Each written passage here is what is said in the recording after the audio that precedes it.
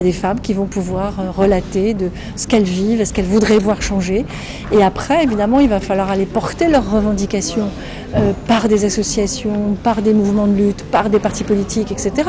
On ne pourra pas faire les choses seul. Le théâtre de l'opprimé, encore une fois, est un outil qui peut servir la cause des femmes. C'est un outil qui est parfois une étincelle. Comment est-ce qu'on... Oui, il y a parfois des femmes qui parlent pour la première fois des violences qu'elles subissent, qui parlent pour la première fois et qui se lèvent pour la première fois et qui font quelque chose de magnifique et qui m'émeut à chaque fois. C'est qu'elles se lèvent de leur chaise, elles viennent sur la scène et là on transgresse quelque chose. Au théâtre, c'est pas ça en général. Chacun est à sa place. Il y a ceux qui savent porter la voix, qui savent dire sur le plateau et puis sur la scène, et puis dans la salle il y a ceux éventuellement qui applaudissent. Et moi, au cours de mes années, des années de travail auprès des femmes, j'ai vu des femmes qui sont venues me voir à la fin en me disant c'est la première fois. C'est la première fois que je dis non, parce qu'on est à la fois dans une dimension réelle et c'est pas tout à fait la réalité. Donc tout d'un coup, c'est la répétition de la réalité. J'ai vu des femmes vraiment, sincèrement, qui m'ont dit c'est la première fois que je dis non. Elles sont rentrées chez elles et leur vie a changé. Donc, j'ai beaucoup d'humilité avec ça. C'est pas moi j'ai rien fait, c'est elles qui ont fait. C'est juste qu'on a permis la parole, qu'on a permis à ces femmes d'être actrices de leur vie, donc vraiment dans tous les sens du terme. Elles ne sont plus objets, elles deviennent sujets. Elles posent un acte quand elles viennent là. Il y a beaucoup de femmes, on a un théâtre forum sur les violences conjugales, il y a beaucoup de femmes qui parlent pour la première fois. C'est pour ça qu'on s'assure toujours qu'il y ait des associations qui soient là, prêtes à accueillir, à accompagner ces femmes qui parlent des violences qu'elles ont subies. Parce qu'il y a quelque chose qui se passe où c'est vraiment leur histoire et en même temps c'est pas tout à fait quoi. C'est des personnages qui sont là, c'est pas vraiment leur mari.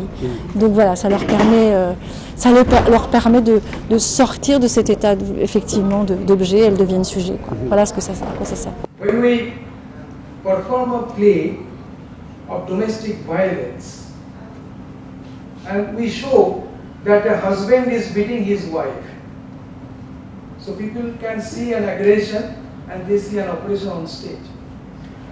Pour prendre un exemple de patriarcat, quand il montre une pièce de violence conjugale, les gens voient sur la scène qu'un mari violent est en train de battre sa femme. So, for some time, it is a problem between a man and a woman, the spectators. But after some time, when Joker leads the discussion, then people see, no, it's not a problem between a man and a woman only. It's a problem of patriarchy. How patriarchy is functioning into the head of the oppressor. How that is functioning into the head of the oppressed. So people try to understand the ideology of the oppressor. Ça permet par exemple dans ce cas d'éviter que les gens ne pensent ok, c'est un problème entre ce mari et cette femme. C'est pas une question uniquement individuelle, mais ils commencent à se rendre compte grâce à l'intervention du Joker que c'est le système du patriarcat qui est comme ça et que ce qui se passe dans la tête de l'opprimé et de l'oppresseur, c'est plus large que juste un conflit entre cette femme et cet homme. So the moment we all understand the ideology of the oppressor, that means we are all analyzing the problem sociologically. So people understand the sociology of the problem. Donc on commence à bien comprendre l'idéologie des oppresseurs, on commence à analyser les situations aussi de société de façon sociologique et pas juste individuelle. So people here see the problem between a man and a woman and then they understand patriarchy. This is what we call the intellectual journey. Il y a un voyage intellectuel entre le cas particulier des problèmes entre cet homme et cette femme et tout le système du patriarcat qui se cache derrière dans la société. And this intellectual journey is what I call internal revolution. Et ce voyage intellectuel est ce qu'il appelle Internal revolution. La révolution intérieure. So we strongly feel that people by and large, all the people at the working class level, the working class people should have the opportunity to be included in the world of intellect in order to understand the social system sociologically. Il a la conviction que tout le monde, y compris tous les gens qui se trouvent au niveau des classes sociales ouvrières, devraient pouvoir entrer dans le monde de l'intellect et de pouvoir réfléchir et analyser de façon sociologique la société dont ils font partie. And therefore, we have to take arts to every people, to all the working class people. We all need our access to the world of art because art allows us to evolve as intellectuals. C'est pourquoi il est très très important d'apporter et de donner accès à l'art à tout le monde, et à tout le peuple et les personnes qui font partie des classes ouvrières, parce que avoir accès à l'art, c'est vraiment très très important pour le développement et la compréhension de la société. Oh Valérie, bonjour. Bonjour, Mais vous nous faites des frites? vous voyez, ouais. Ah, c'est formidable. Franck, j'ai trouvé un club de marche. Formidable. On a fait 20 km. On est allé sur les plages jusqu'en Belgique. Ah, c'est super ça. C'est génial. Bébé, il va trouver une nouvelle copine. J'ai besoin d'aide là, parce que sinon on va manger trop tard. Et puis ça m'a donné faim, hein. Allez. Allez. Attends, je suis en train de jouer, je suis en train de gagner là. Allez, si, vas-y. Eh, mais Romain n'a qu'à le faire. Bon, enfin, ma petite Manon, Allez, Manon. c'est quand même ton travail, une grande fille comme toi, d'aller aider maman à la cuisine. Allez. Enfin, Manon, sinon, comment tu feras quand tu seras grande, chez toi? Pépé, t'es prête? C'est bien, ma chérie.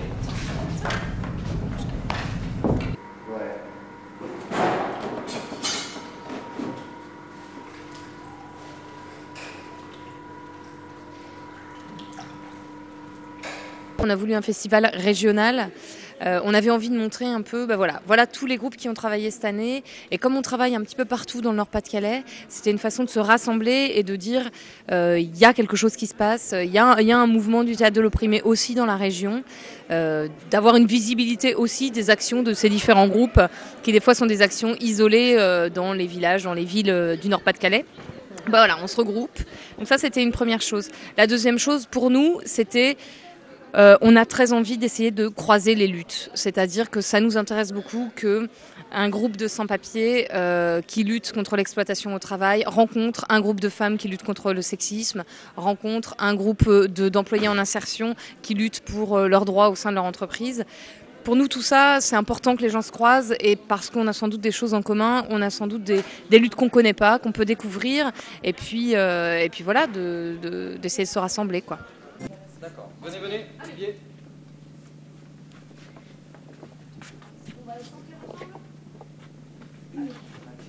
Si à un moment donné vous avez le trac, si à un moment donné vous sentez, vous dites oh mince, qu'est-ce que je suis en train de dire, qu'est-ce que je suis en train de faire, pensez plutôt à putain, c'est super, les histoires qu'on est en train de défendre, on y croit, on trouve que c'est injuste vraiment et on a envie de les faire partager au public. Et ça, je veux dire, ça enlève le trac personnel. Ça peut rajouter un autre trac et j'espère que ça va marcher, j'espère que ça va leur plaire et tout ça.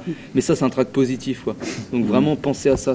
Vous êtes là pour défendre vos histoires et quand les spectateurs, spectatrices vont monter, c'est pareil. Vous êtes là pour faire avancer le débat, pour trouver des solutions, quoi. Un petit mot juste avant de commencer pour présenter le spectacle. Qu'est-ce qui va se passer en fait dans les minutes qui viennent?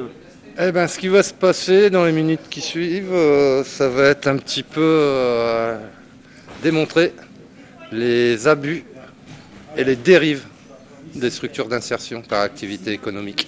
Salut Sylvain, t'es pas vu aujourd'hui? Comment vas-tu? On s'est vu Martin. Ça va, hein? Ça sent le nouveau.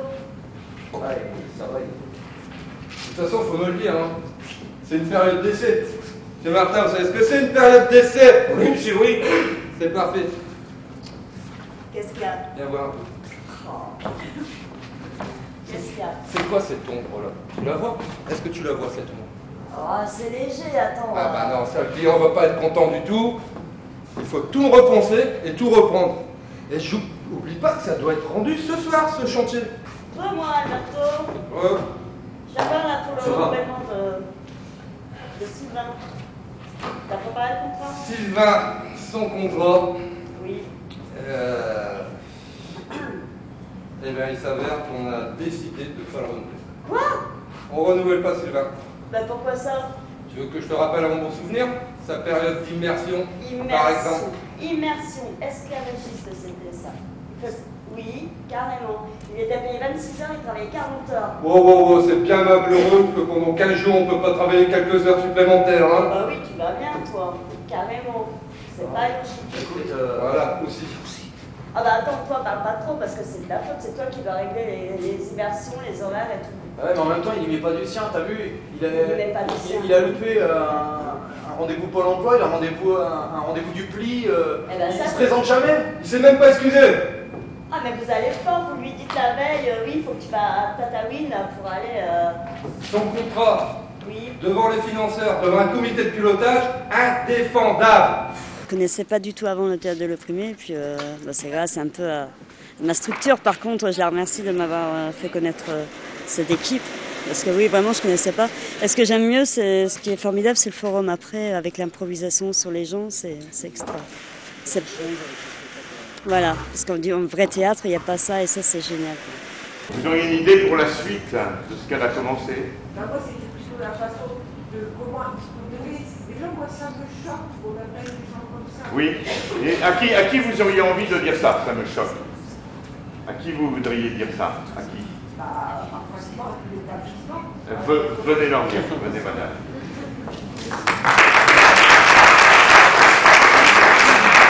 Donc vous êtes Solange? Solange, c'est donc la personne qui va chercher ses bons alimentaires, hein, les OCCAS. D'accord. Et donc la manière dont vous avez envie de tenter quelque chose sur cette manière d'être humilié, hein, c'est ça. D'accord. Donc quand ils sont en train de dire quoi?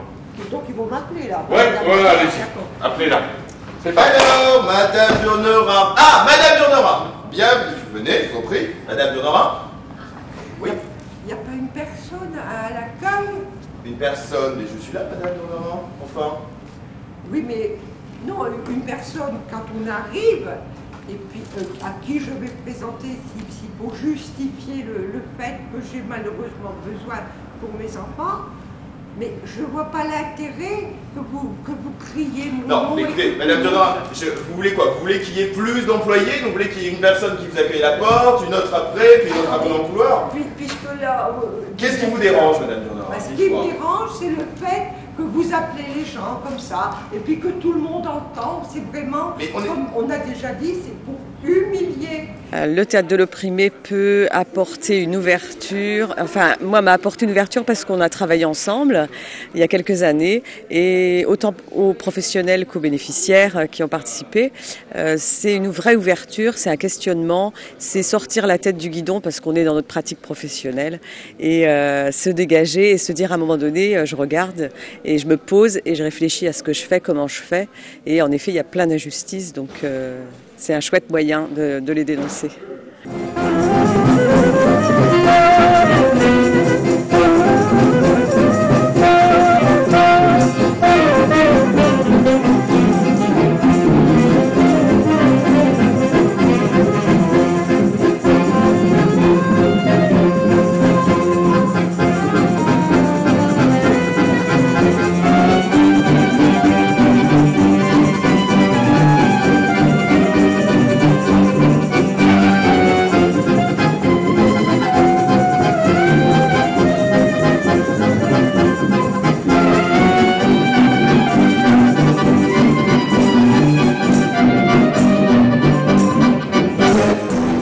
Pour nous, c'était important déjà qu'on puisse rester manger pour que ça ait un côté convivial et chaleureux. Et pour nous, ça, c'est vraiment très important. Et de finir par de la musique le soir, ça permettait de se rencontrer différemment, d'échanger autre chose que des choses politiques. Et aussi, humainement, on se rencontre autour d'un verre, on se rencontre autour de chansons. Les conférences, c'est quelque chose qu'on essaye de faire depuis, je dirais, un peu plus d'un an, où on se dit... comment faire pour que justement les intellectuels puissent rencontrer les gens qui parlent des mêmes choses avec d'autres mots, mais qu'on se croise, quoi. Et donc par jour, on s'est dit, on a envie d'inviter quelqu'un qui a travaillé sur le sujet, qui est peut-être vu comme un intellectuel, un connaisseur, un spécialiste, mais qui du coup va pouvoir amener un petit peu de théorie avec la pratique qu'on apporte dans le Théâtre Forum, quoi. Voilà. Sur le thème qui nous réunit ce soir, je voudrais d'abord commencer par dire pourquoi j'ai dit immédiatement oui. à la demande d'intervention. C'est pas seulement parce que j'aime bien le théâtre de l'opprimé, c'est pas seulement parce que je les croise dans différentes mobilisations. C'est aussi parce que lorsqu'on parle d'oppression, c'est un terme qui est souvent utilisé sans le définir, et que s'il y a un symbole de l'oppression au cours de l'histoire, c'est bien les oppressions dans lesquelles l'existence juridique elle-même est contestée. Il y a de multiples formes d'oppression, mais s'il y en a une qui touche à la légitimité même d'être présent, eh c'est lorsqu'on interdit à une personne une légitimité de présence. Et les sans-papiers, eh bien c'est justement ça. C'est d'abord la négation d'un droit à la présence sur un territoire. Et c'est la négation de tout droit en tant que tel.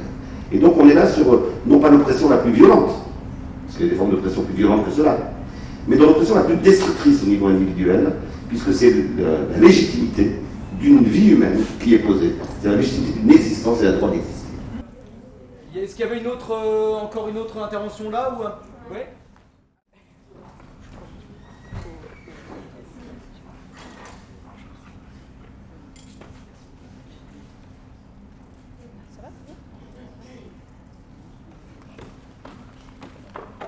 Donc directement, tu fais l'arrivée, c'est ça? Monsieur, bonjour. On m'a dit qu'il y avait du travail là, et j'aimerais travailler avec les autres. Ah mais écoutez, en tout cas, il y a du travail. Ça, qu'est-ce que vous savez faire? Bah, je fais tout. Je fais tout. Tout ce que vous me proposez ici. D'accord. Ce que vous avez fait. Bah écoutez, on a tellement de travail qu'à mon avis, vous trouverez certainement quelque chose de bien à faire. En tout cas, ça se teste. Ah oui, mais sauf que j'ai un problème. Je suis un peu bloqué. Vous avez un problème? Vous êtes bloqué du dos? Non, au niveau des papiers. Des papiers? Oui. Vous n'avez pas de... Non, pas de truc. Vous n'avez pas de papier? Non. D'accord. Bah écoutez, ça peut s'arranger, vous savez. Nous ici, on sait ce que c'est que de travailler, on est dans le Nord, on a connu la misère, on est solidaire. Hein. Donc moi, je vais vous rendre service. Je vais vous prendre quand même. Oui. Bon. Si vous bossez bien, c'est 6 heures, 19 heures, 10 € par jour, c'est le tarif. Hein. Vous pouvez demander partout. J'ai essayé quand même de vous à 10 €. Pardon? Vous avez 10 €, c'est pas facile à vivre avec. Non, mais c'est mieux que 0 € quand même. Ah, c'est vrai, mais 10 €. Vous Après, quand même quelque chose. Vous gagnez combien aujourd'hui, madame? Je suis avec 10 €, vous savez qu'on ne peut pas joindre de debout. Faites quand même. Écoutez, avec 10 €, on vit comme on peut. Je sais que c'est pas beaucoup, mais on pourra voir plus tard. Ok, bon. D'accord? Et après. Faites-moi confiance. Oh, je vous fais confiance. Et après, est-ce que vous allez m'aider à pouvoir, ne serait-ce qu'avoir une promesse d'embauche? Ah, vous savez, moi j'aime pas trop les papiers. Et autant, bon, je sais payer quand quelqu'un travaille bien. Hein, ça, on pourra vous le dire sur moi. Par contre, les papiers, la préfecture, tout ça, c'est pas trop mon truc. Vous voyez. Des papiers, j'en ai déjà plein le bureau, j'ai pas envie d'avoir des problèmes en plus. Vous savez qu'un sans-papier n'a pas de vie, un sans-papier n'est pas un être humain, un sans-papier n'est pas considéré. Mais au moment où vous, dont le théâtre des opprimés, pense